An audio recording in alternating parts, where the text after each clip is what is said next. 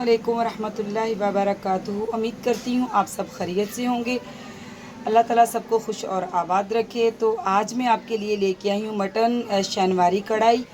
तो आज हम बनाएंगे मटन शहनवारी कढ़ाई। तो आज मैं आपको रेसिपी जो है पहले से नहीं बताऊंगी, क्योंकि मैं साथ साथ ही आपको बताऊंगी और साथ साथ ही आपको दिखाऊंगी। तो चलिए हम शुरू करते हैं मटन शहनवारी कढ़ाई। तो मैंने ली है सबसे पहले ये कढ़ाई। तो कढ़ाई में मैंने 1.5 कप ऑयल डाल लिया है। अब मैं इसमें डालूंगी मटन। तो बिस्मिल्लाहिर्रहमानिर्रहीम।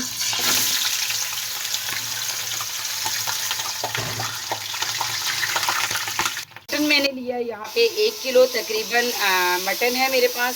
तो इसको हम तकरीबन घी में जो है 10 से 12 मिनट के लिए इसकी बहुत ही अच्छी बुनाई करेंगे, क्योंकि ये जो शहनवारी होती है इसकी सिर्फ बीफ हो या मटन, इसकी सबसे पहले जो है सबसे अच्छी इसकी बुनाई होनी चाहिए।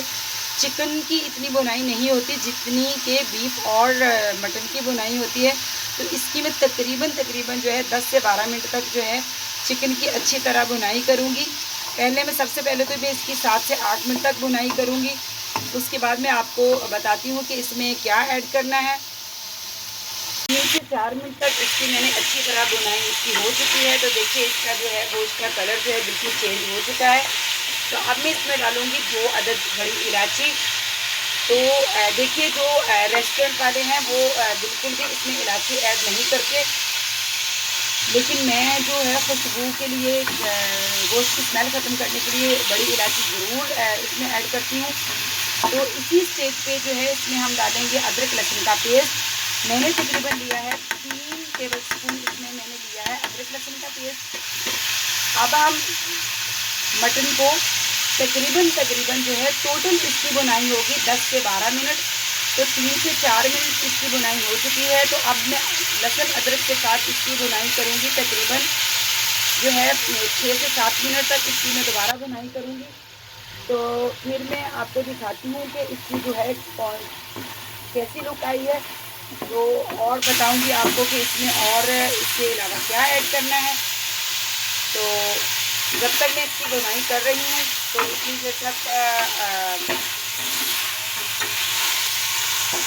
आप देखिए माशाल्लाह से इसकी बहुत ही अच्छी बुनाई हो रही है और लहसुन अदरक की जो एक बहुत ही अच्छी खुशबू होती है वो भी आ रही है।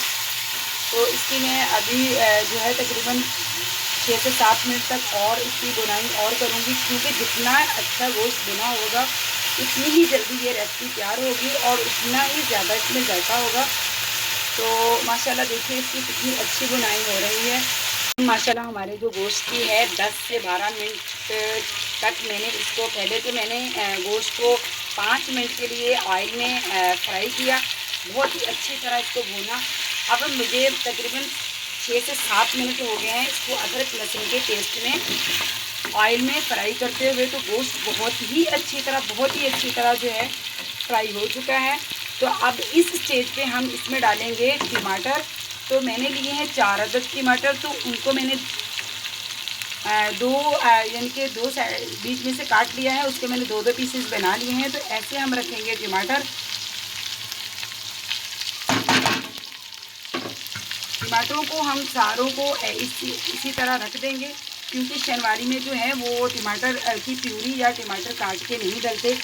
टमाटर को दम पे रखा जाता है और जब ये गल जाए तो इसका जो है छिलका जो है उतार लिया जाता है। तो मैं भी आपके सामने देखिए माशाल्लाह से हमने जो है 4 अदद बड़े साइज़ के टमाटर लिए थे, उनको मैंने साइड बीच में से काट लिया था और 2-2 पीस में कर लिया था। ये मैंने इसको सारे ही टमाटर जो है मैंने इसमें रख दिए हैं। तो अब हम इसको 1 मिनट तक तकरीबन इसको ढक्कन दे के पकाएँगे ताकि इसका छिलका नरम हो जाए और हम छिलका उतार लेंगे फिर इसका। तो जब तक मैं इसको ढक्कन दे के पकाती हूँ तो उतनी देर तक जो है फिर मैं आपको दिखाती हूँ कि इसको क्या करना है। तो बिस्मिल्लाहिर्रहमानिर्रहीम। तो टमाटरों के छिलके जो है हमारे सॉफ्ट हो चुके हैं। तो अब हम सारे छिलके जो है टमाटर के चिमटे की मदद से जो है उतार लेंगे।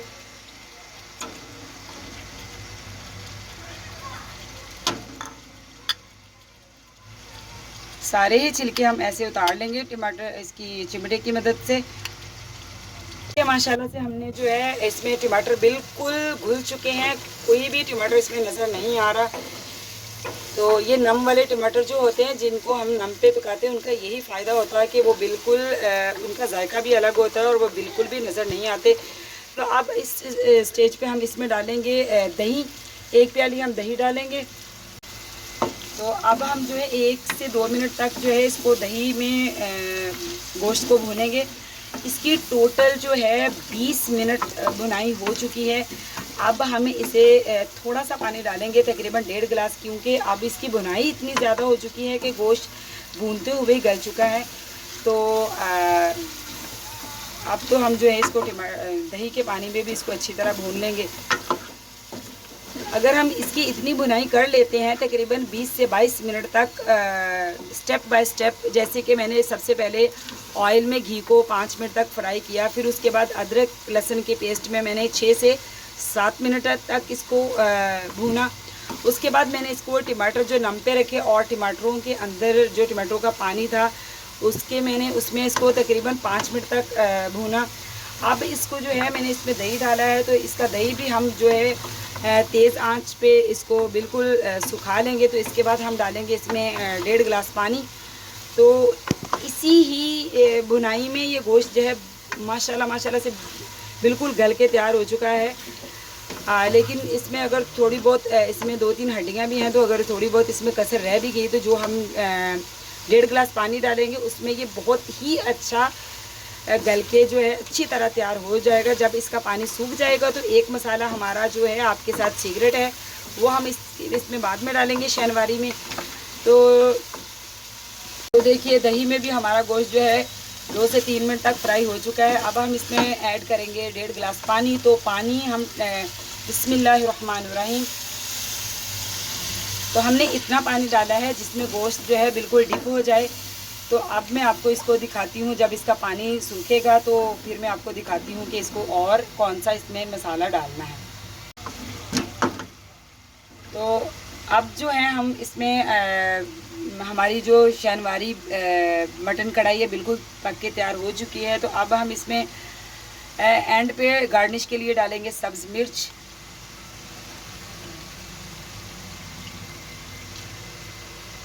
मैंने 4 से 5 अदद सब्ज़ मिर्च ली है और ये मैंने बारीक बारीक अदरक काटी हुई थी, ये भी इसमें बहुत ही अच्छी लगती है।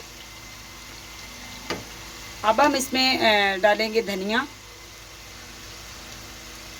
तो देखिए माशाल्लाह से हमारी मटन शहनवारी कढ़ाई जो है पक के तैयार हो चुकी है। इसको ज़रूर ट्राई कीजिएगा और मुझे बताइएगा कि आपकी कढ़ाई कैसी बनी। ये बहुत ही मज़ेदार और बहुत ही लजीज, मटन में ये बहुत मज़ेदार बनती है, चिकन में भी और बीफ में भी। तो मैंने आपको पहले जो है चिकन में आपको शहनवारी सिखाई थी, वो मेरे चैनल में आप देख लीजिएगा। और ये है मटन शहनवारी। तो अब मैं इसको डिश आउट करके दिखाती हूँ आपको कि इसकी फ़ाइनल लुक कैसी लग रही है। ये माशाल्लाह हमने डिश आउट कर लिया है। ये हमारी है मटन शहनवारी कढ़ाई। तो ये बहुत ही मज़ेदार और बहुत ही लजीज बन के तैयार होती है और आप भी ज़रूर ट्राई कीजिएगा मटन शहनवारी कढ़ाई। तो मुझे अपनी दुआओं में ज़रूर याद रखिए और मेरा एंड पे आपको यही कहूँगी कि मेरा चैनल सब्सक्राइब कीजिए और लाइक कीजिए। ये आपकी तरफ से हमारे लिए तोहफ़ा होता है, हमारी हौसला अफजाई होती है। तो मिलती हूँ आपसे और अच्छी और नेक्स्ट रेसिपी के साथ। तो अल्लाह हाफिज़।